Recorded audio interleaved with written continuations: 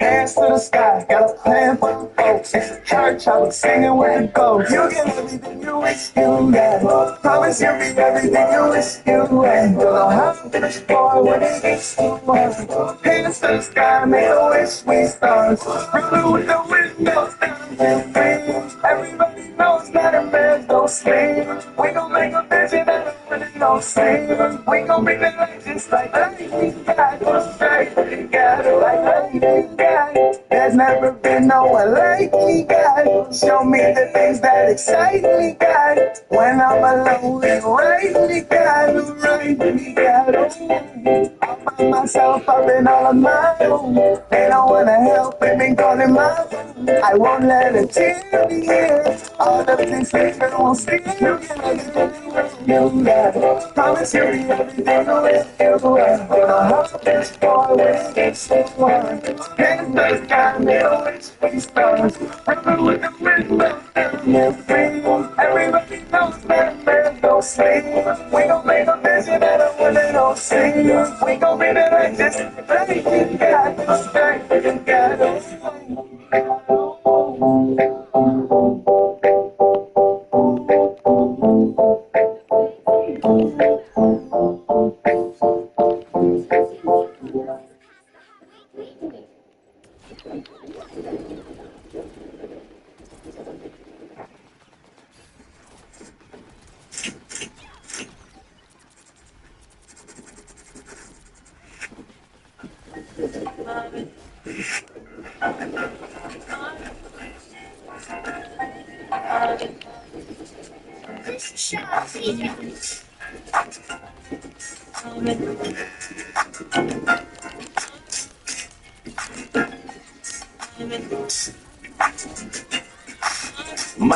Mobbing, smoking on exotic, that's a promise. I'ma get these bucks without Giannis, I'm a problem. Mobbing like a shotter, I'm a romper room robber. Pussy hollering, he's cool, I'm a goblin, let's be honest. Ain't nobody done it like I done it, I'm a giant. They asking for the real, had to show them I'm compliant. Niggas steady claiming they the real, but they lying.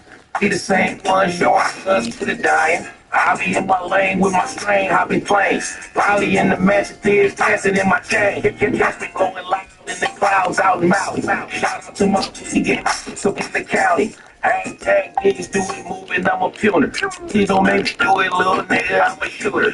I just mind my business, never witness, don't recall. You see a nigga open, don't just hold it, I mean.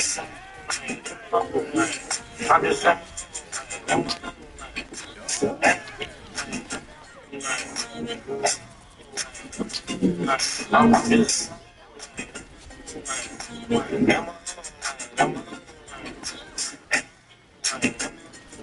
I'm just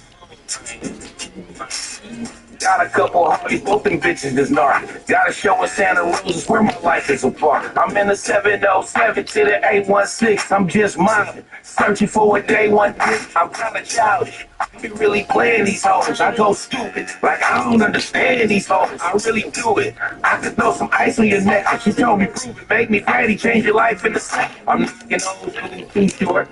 In the C sport, nigga play with kids where he live or be a hoop court. And I'm hungry, I'm a 90s, thugging in my white beater, shaking ass and broke, that's some shit that I don't like either. I'm gone, I just hit another corner, I'm a loner. The realest nigga reppin' California, I'm a stoner. I'm in my own lane, gold chain, all flawless. About to buy a plane, y'all call us, bitch.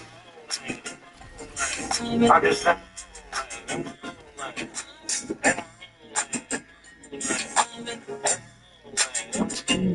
I'm just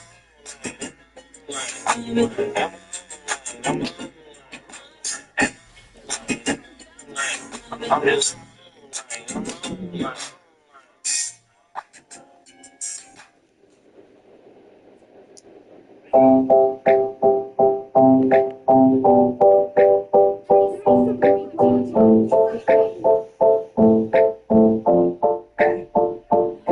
Okay, now that's a self memo. If you ever down, remember please, I'ma hold you down just like I'm empty club. Empty lead, get outside outside with dirty teeth, quick to pull up, then we leave. Every time we eat and pray, condolences to the grave. I was there some days, if I make it, I didn't know. Taught myself to find my voice, I was working on my notes. Hands to the sky, got a plan for the folks. Church, I be singing with the ghosts. You get everything you wish you got. Promise you'll be everything you wish you were. Don't know how much more when it gets too hard. Hands to the sky, make a wish we stars. Rolling with the windows down, I'm free. Everybody knows that a man don't sleep. We gon' make a vision out of when it don't sleep. We gon' bring the light just like lightning, God. Just straight, God, like lightning, God. There's never been no one like me, God. Show me the things that excite me, God. When I'm alone, write me, God. Write me, God. All by myself, I've been all on my own. They don't wanna help, they've been calling my phone. I won't let a tear be here. All of this liquor won't steal you. Get everything you got. Promise you'll be everything I wish you were. Gonna help this boy when it gets too hard. Hands to the sky, make a wish we stars. Rolling with the windows down, and free. Everybody knows that man don't sleep. We gon' make a vision out of when it don't sleep. We gon' be there like this. God, you straight, God.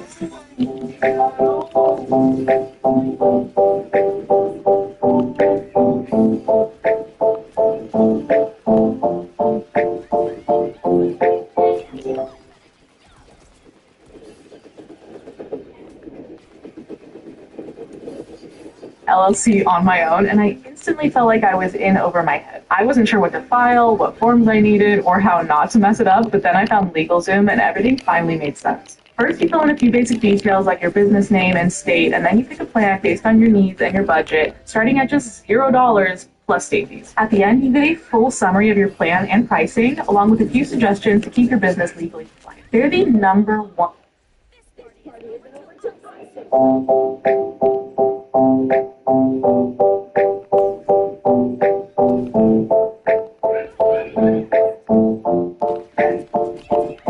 Okay, now this is self memo. If you ever down, remember please. I'ma hold you down just like I'm empty club. Hercules, we outside with dirty teeth, quick to pull up, then we leave. Every time we eat and pray, condolences to the grave. I was down some days, if I make it, I didn't know. Taught myself to find my voice, I was working on my notes.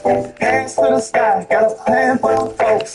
Church, I was singing with the ghosts. You get everything you wish you got. Promise you'll be everything you wish you were. Don't know how much more when it gets too hard. Hands to the sky, make a wish we stars. Rolling with the windows down, and free. Everybody knows that a man don't sleep. We gon' make a vision out of when it don't sleep. We gon' bring the light just like lightning, God. Just straight, God, like lightning, God. There's never been no one like me, God. Show me the things that excite me, God. When I'm alone, write me, God. Write me, God. All by myself, I've been all on my own. They don't wanna help, they've been calling my phone. I won't let a tear be here. All of this liquor won't steal you. Get like you got. Promise you'll be everything I wish you were. Gonna help this boy when it gets too hard. Hands to the sky, make a wish we stars. Rolling with the windows down, and free. Everybody knows that man don't sleep. We gon' make a vision out of when it don't sleep. We gon' bring it like this, like that. Straight, got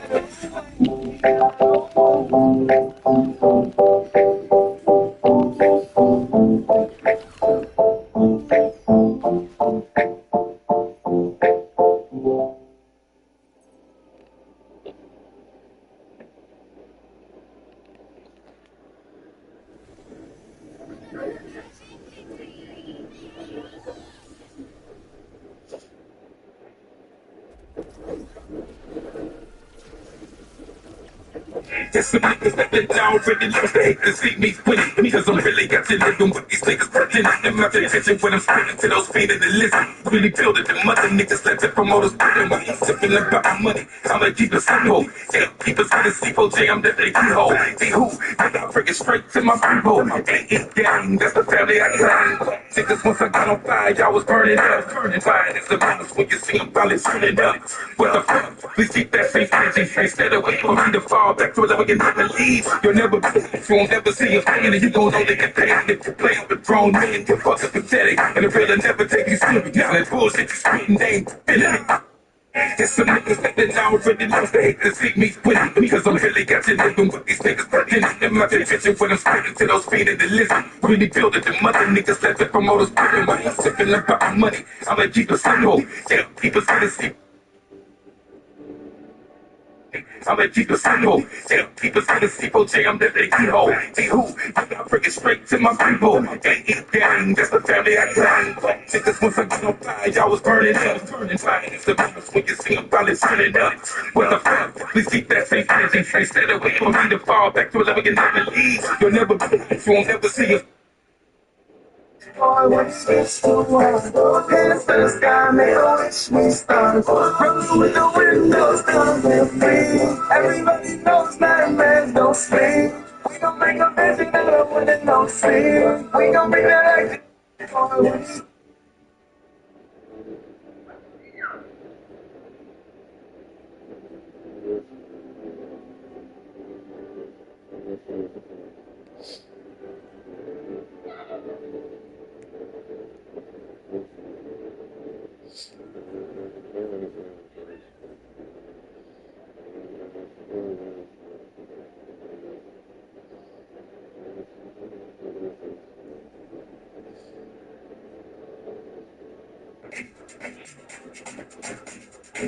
Sinipon akong bot.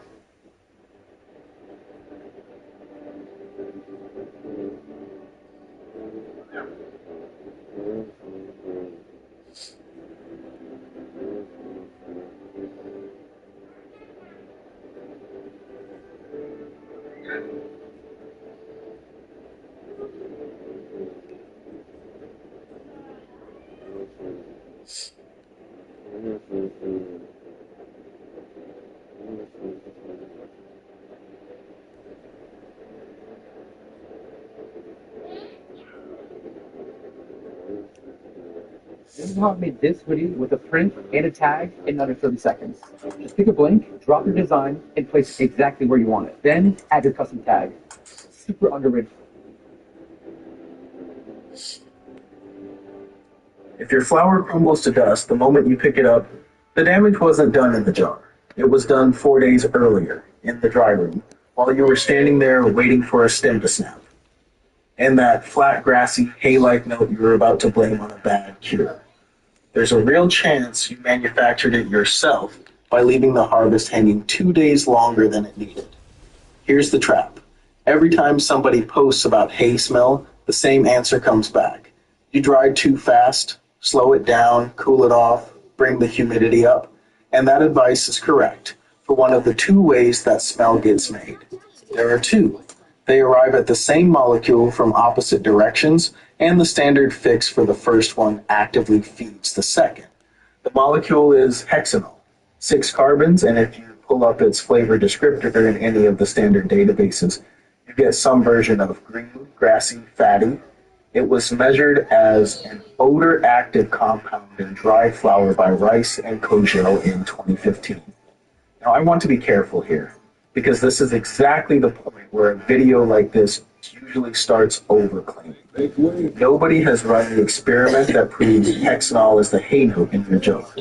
What we have is a compound that smells like cut grass, confirmed present in the material, produced by 2 separate pathways that both exist in this plant.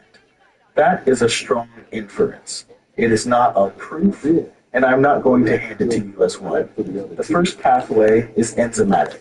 The plant carries an enzyme called lipoxygenase, and when cell membranes rupture, you crush a leaf, you handle wet flour roughly, you freeze it and thaw it. Lipoxygenase gets access to the fatty acids inside those membranes and starts cutting them. A second enzyme splits the products, and what comes out the other side are the green leaf volatiles. Hexanol is one of them. This is not a metaphor for the smell of cut grass. It is the smell of cut grass. It's the compound class a lawn releases when you mow it. Espinosa and colleagues cataloged the genes for that entire pathway in this plant in 2023. So the machinery is confirmed to be there. This road runs wet, it runs fast, and it runs when tissue gets damaged. If that's the level of detail you're here for, subscribing costs you nothing. The second pathway doesn't need an enzyme at all. It's straight chemistry. Oxygen attacks the same fatty acids, linoleic acid especially, builds a hydroperoxide, and that hydroperoxide breaks apart into smaller fragments. One of the main fragments is hexanol.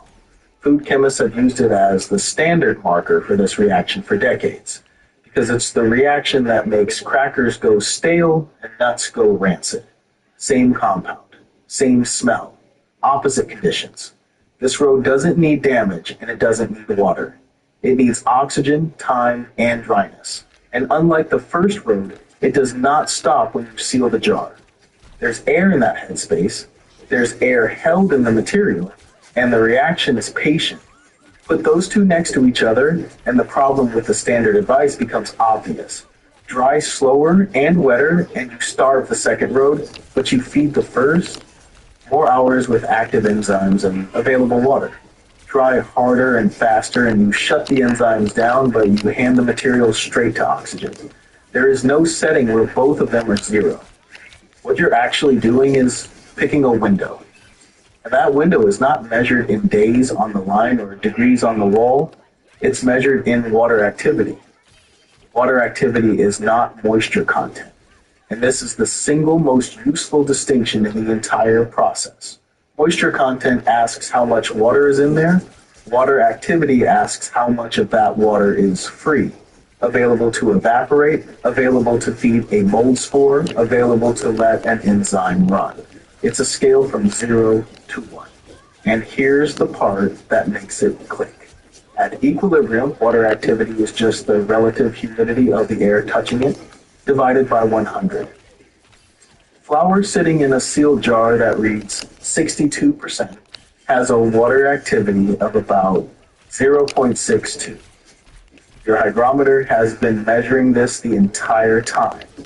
You're just reading it as a comfort number instead of a chemistry number, which is why the stem snap test keeps lying to you. Drying doesn't happen evenly.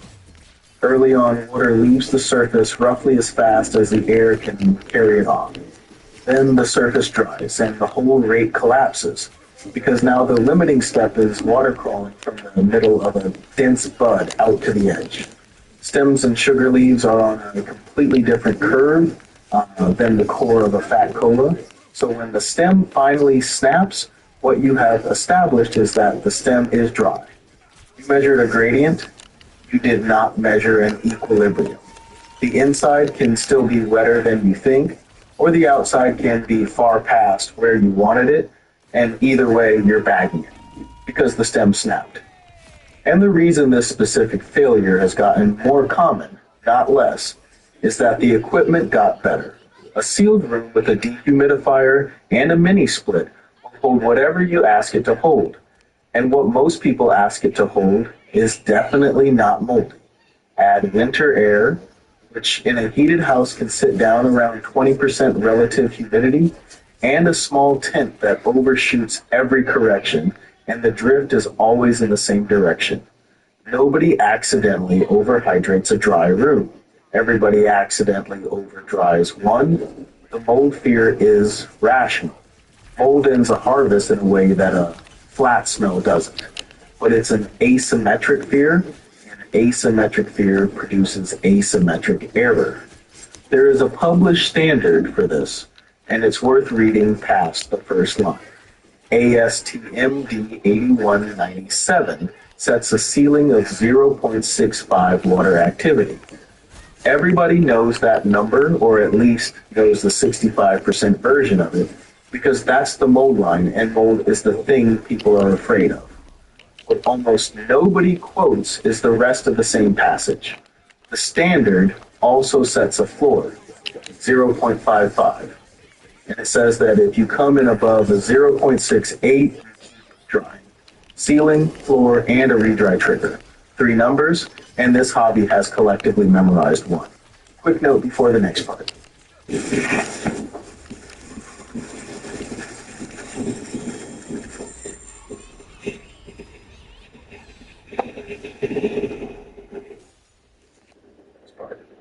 There's a membership on this channel for 99 cents a month.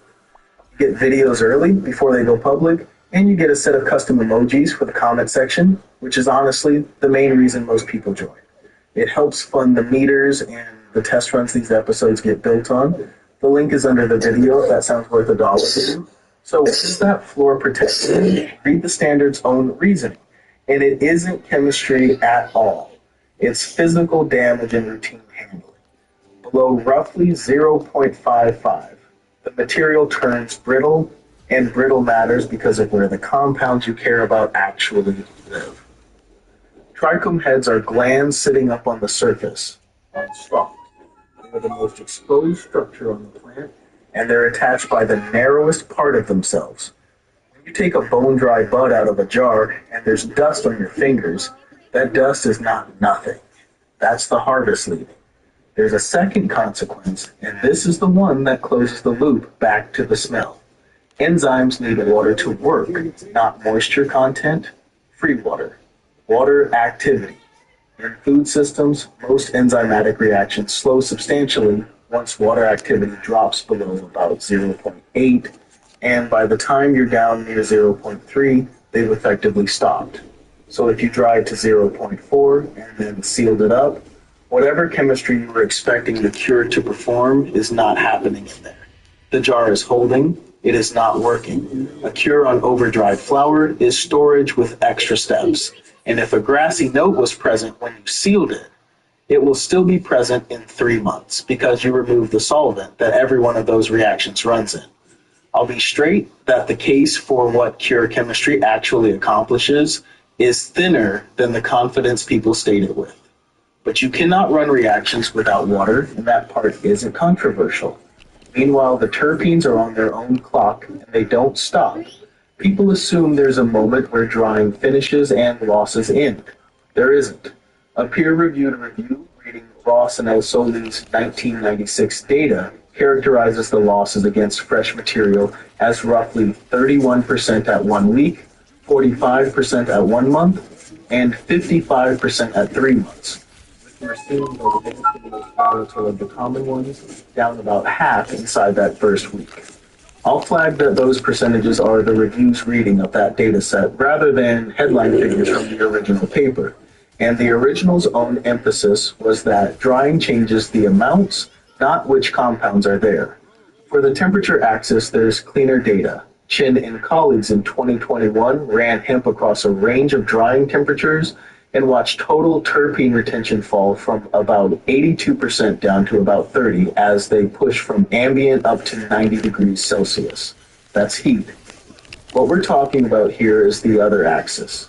Not how hot, but how long you kept going after you were already done.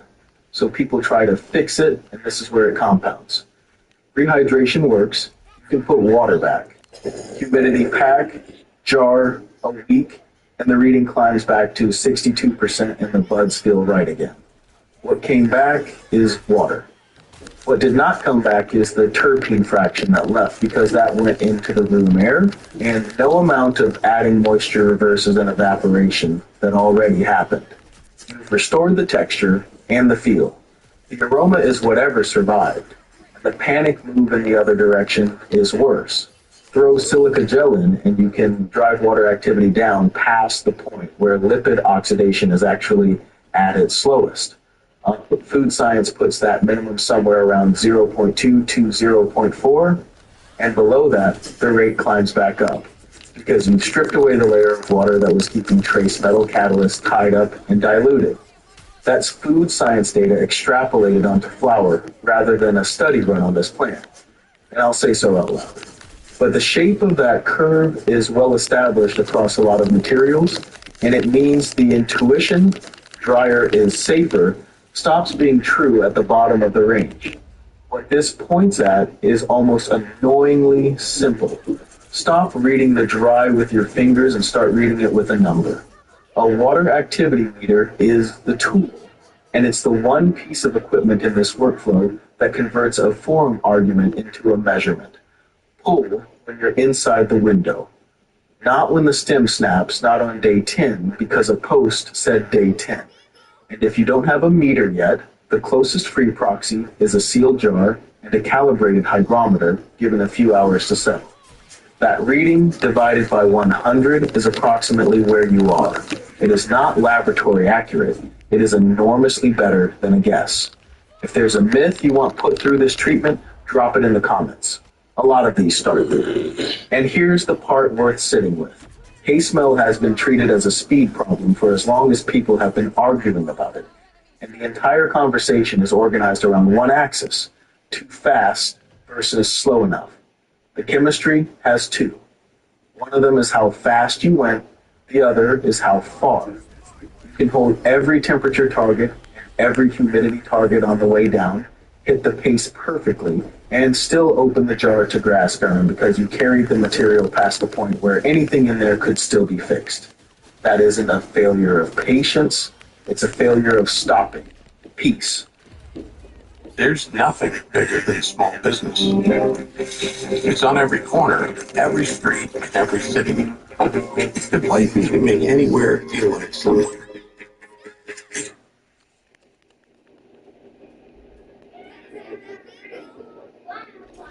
Here's something most growers get wrong. The moment you cut your plant, you assume the chemistry inside those trichomes hits pause. It doesn't. Your flower is still chemically alive, and the choices you make over the next 2 weeks decide whether you lock in the potency you spent months building or quietly watch it slip away. That amber color creeping across your trichome heads isn't always a badge of perfect ripeness. Sometimes it's the visible signature of degradation, the slow conversion of your THC into CBN, happening right in the jar.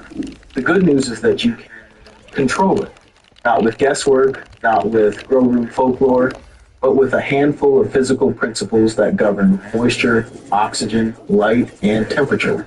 Today we're going deep on what actually happens to your harvest after the chop, why the old explanations get the mechanism wrong, and exactly how to steer the process so the flower in your jar matches the peak you saw in the plant.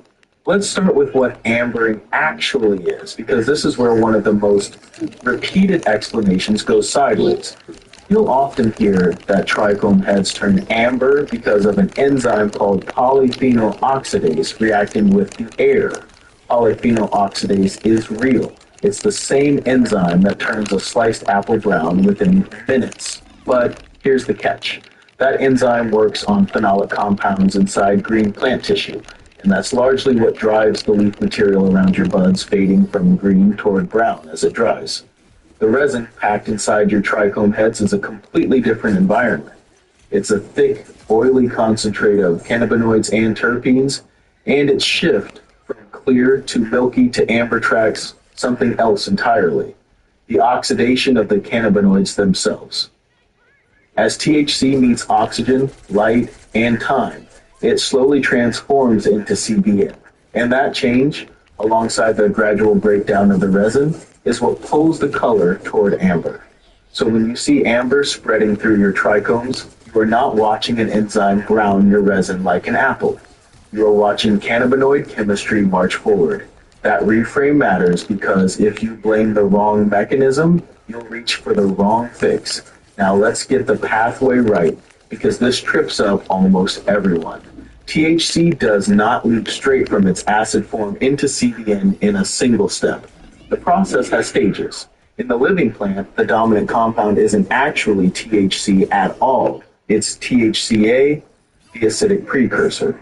Heat and time slowly shed a carbon dioxide molecule from that acid in a reaction called decarboxylation, converting THCA into THC. Only then does oxygen go to work, gradually converting that THC into CBN. CBN itself isn't harmful. Plenty of people actively seek it out for its reputation as a more relaxing, sedating compound. But it almost certainly isn't what you were chasing when you selected your harvest window, and every fraction of a percent of THC that drifts into CBN is potency you grew and then surrendered. Keep that staircase in mind: THCA, then THC, then CBN. It explains why both heat and oxygen are villains here, and why time is the medium they work through. There's a related claim worth correcting head on. You hear that when cells rupture during a rough or rapid dry, they release enzymes that fast track this whole conversion into CBN. The reality is both more mundane and more useful. The decarboxylation and the oxidation we just walked through are chemical reactions driven mainly by heat, oxygen, and time. There is no well-documented enzyme inside your flower racing around turning THC into CBN. So what does the damage when you crush or overhandle the gland? Exposure. A ruptured trigone spills its protected resin out where it needs far more oxygen than it ever should. And that fresh surface area is what accelerates the loss. The damage isn't enzymatic, it's environmental. And that single change should change how you treat the plant. Handle it gently, keep the glands intact, and control the air around them rather than worrying about some internal enzyme you can't see. Temperature is the master throttle on all of it. There's no single magic degree where degradation suddenly switches on like a light. But the relationship is key, and it's worth respecting. As a rough principle borrowed from chemical kinetics, reaction rates climb quickly as things warm up. So a dry room that drifts a few degrees too warm doesn't just finish faster, it ages your cannabinoids faster at the same time. Keep the room cool and simultaneously slow decarboxylation, slow oxidation, and slow the volatile loss of your terpenes. Guess what it is? It's the Book of Mormon. Tap the link for a free copy, and missionaries from the Church of Jesus Christ of Latter-day Saints will hand deliver it to you, just like they did for me. I hope it can help you find some answers.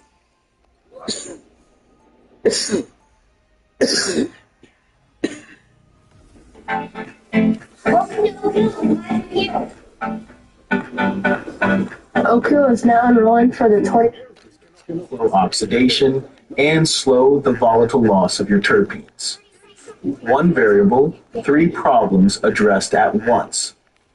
This is exactly why the most careful growers have stopped fixating on relative humidity by itself and started thinking in terms of vapor pressure deficit. Relative humidity only tells you how saturated the air is at a given temperature. Vapor pressure deficit tells you how thirsty that air truly is, how aggressively it's pulling moisture out of your flower.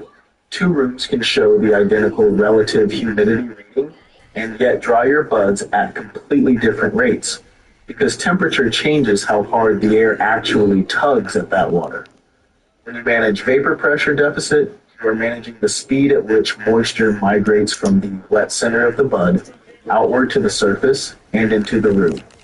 Push that gradient too hard, dry too fast, and the outside of the bud races ahead while the inside lags behind. The outer tissue and the surface of the resin glands can stiffen and crack while the core is still damp. And that cracking is precisely the kind of structural damage that hands oxygen a free pass straight to the cannabinoids you've been trying to shield. A gentle, even vapor pressure deficit does the opposite. It coaxes moisture out slowly and uniformly, so the bud dries as a single unit instead of from the outside in. That gives the internal chemistry the time it needs to stabilize before the structure ever turns brittle. In practice, this is why a slow dry beats a fast one. For typical bud density, you're generally aiming for something in the neighborhood of 10 days to 2 weeks. Not a rushed 3 or 4 day blast under a fan with a dehumidifier cranked to the floor. You are not simply removing water, you are buying time for the chemistry to settle while the structure stays intact. So what does a genuinely controlled environment look like in practice? The figure you've almost certainly heard is 60 degrees Fahrenheit paired with 60% relative humidity, often shortened to 60-60. It's a genuinely solid starting point, and today's automated climate controllers can hold it with a steadiness that an old closet and a $5 hygrometer could never manage.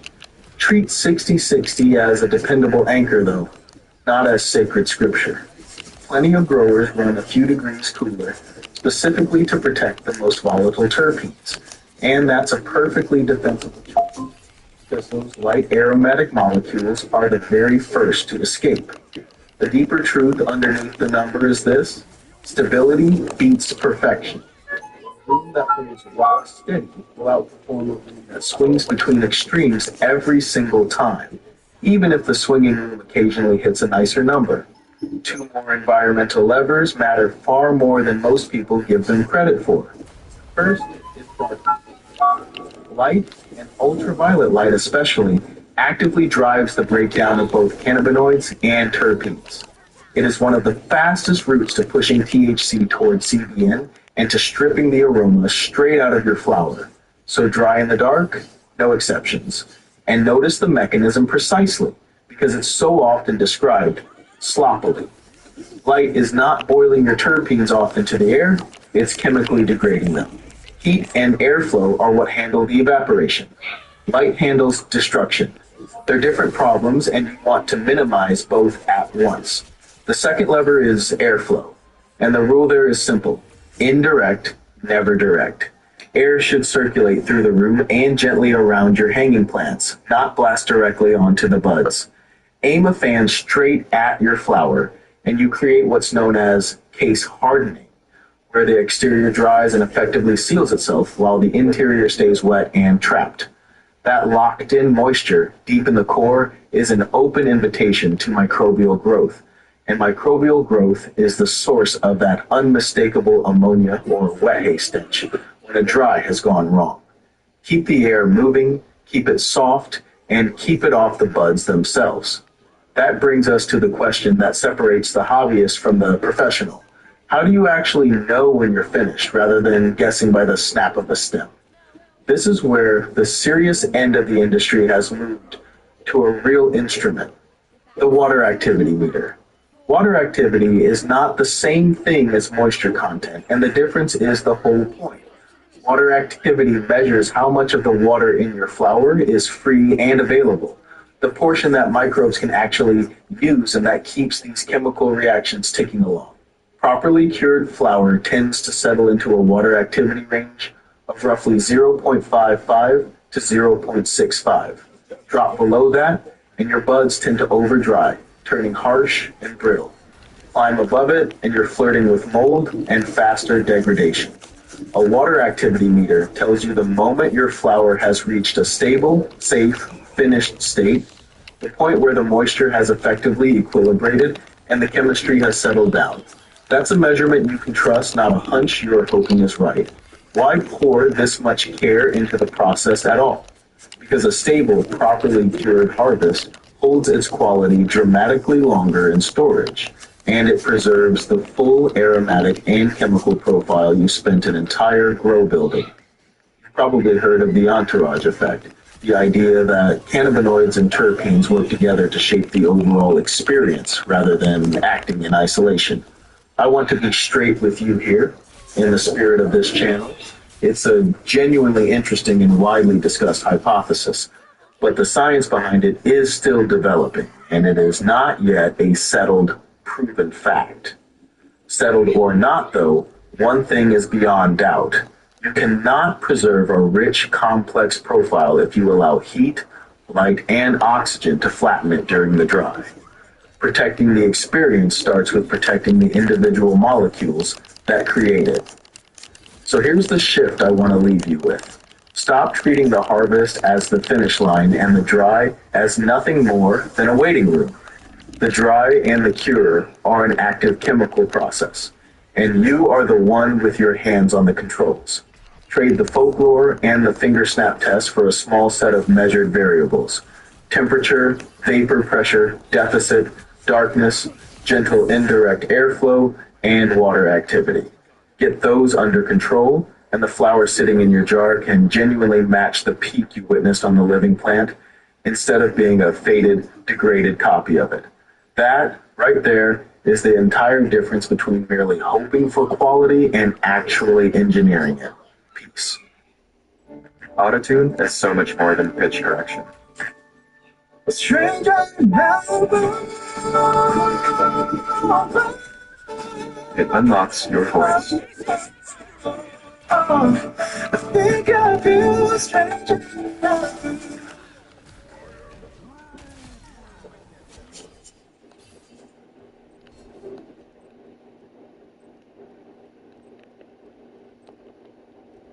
bipolar 1 disorder symptoms were so unpredictable. Committing to things could be hard. But with more time between mood episodes, I feel like I can look ahead. And I want to make that last. So I talked to my doctor about starting on Abilify Asymptify. Abilify Asymptify, an injection given by a healthcare provider, is the first FDA-approved once every 2 months maintenance treatment for bipolar 1 disorder in adults.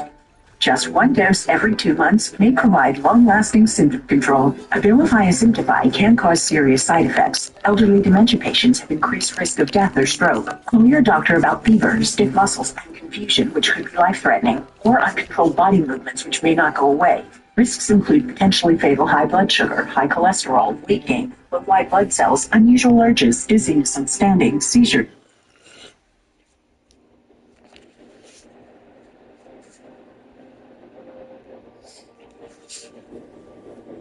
Strictly for sweat, that is case hardening. The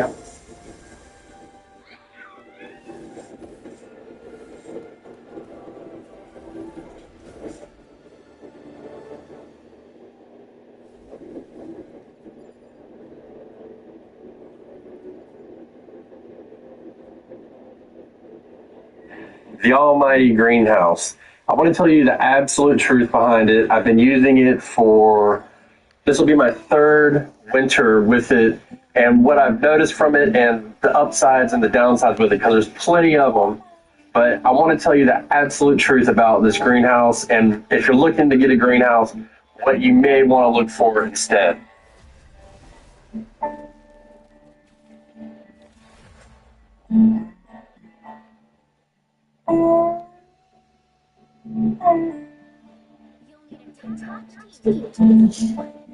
This is my greenhouse. It's a 6x8 PAL-RAM hybrid greenhouse, and these are polycarbonate panels on it. So basically plastic.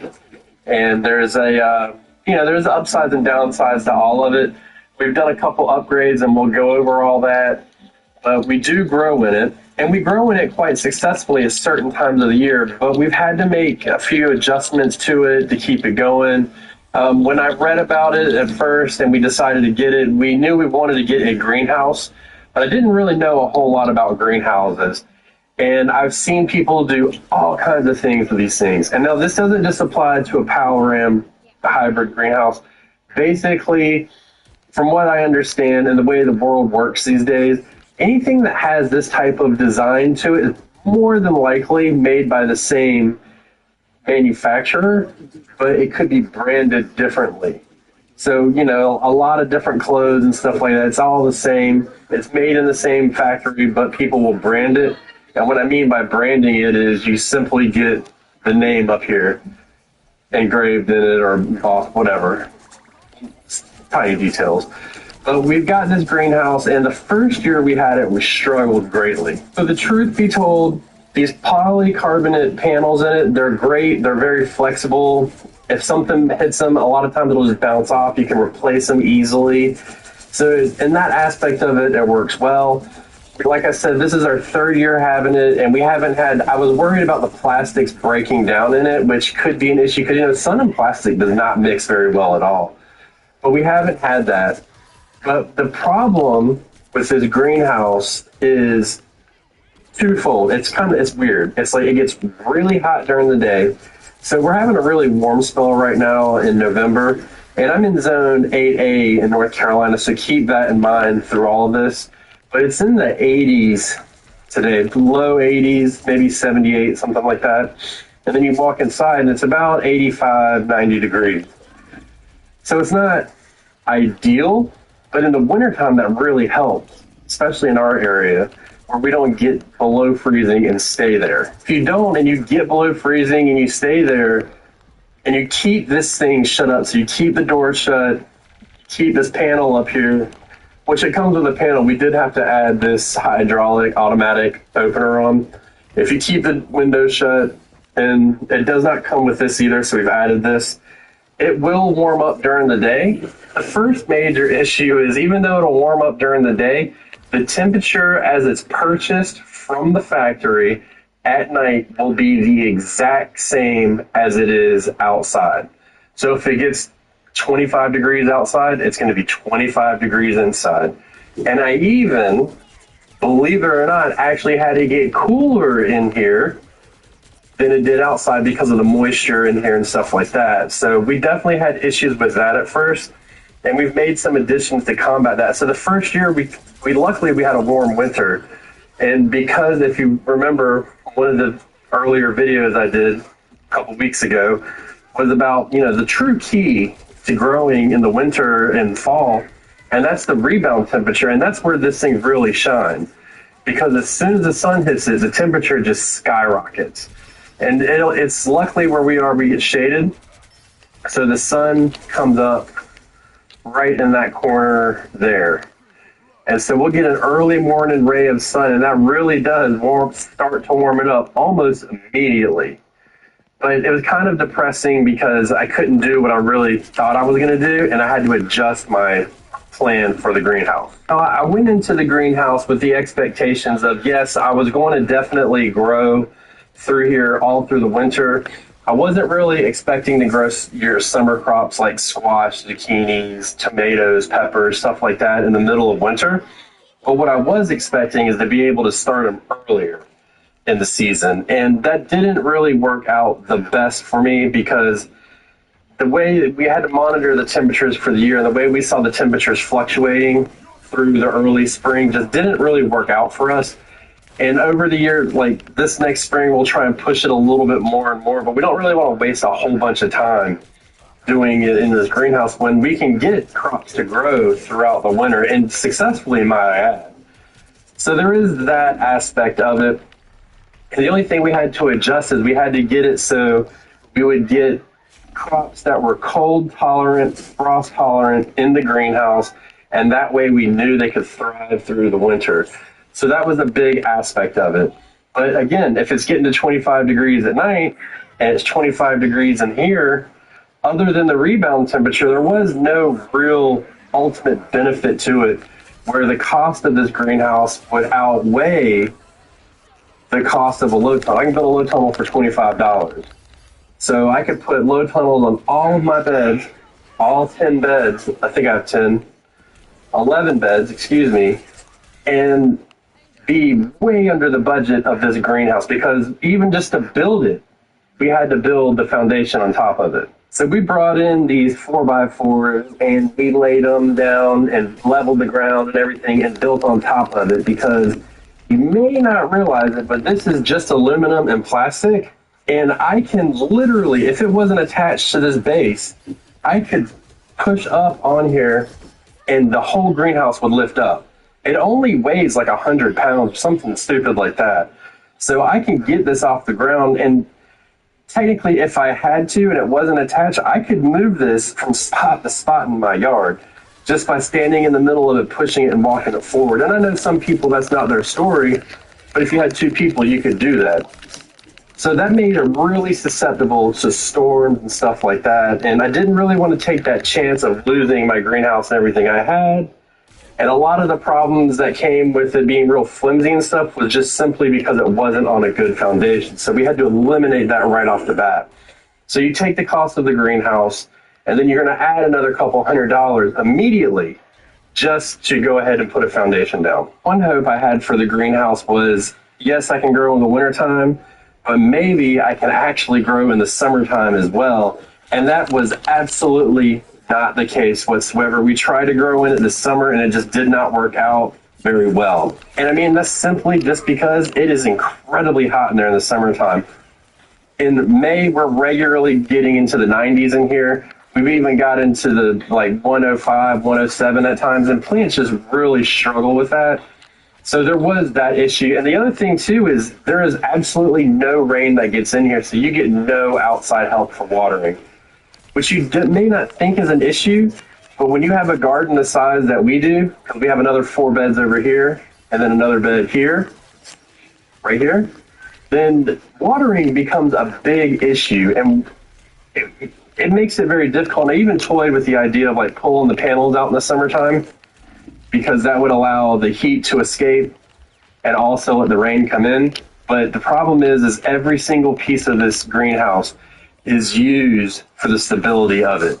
And that's something that we did not want to take a chance on. Now, you may be thinking, like, what's the point in having a greenhouse if you can't grow in it year round? And I mean, the answer was simply to extend our season almost indefinitely. Now, we can grow out in our gardens for the most part throughout the winter.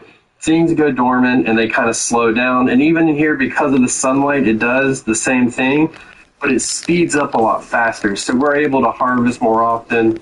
We're able to keep it going. But I mean, let's face it, this is a 6x8 greenhouse. We've got the outside of it is a U for the planting. They're 2-foot beds. You're going from 11 beds to 1 bed, essentially. And it's almost, well, it is the same size as the other bed. So we're going down to 1 bed only. So we're definitely losing a little bit of it. Now, we had to do some modifications to it in order to eliminate that temperature drop in the evenings, where we go from, 90 degrees during the day, and sometimes, let's say, if it gets to be in the mid 70s, it'll be right around, before we did any of our modifications, about 92 degrees. And then the temperature would drop down to 35.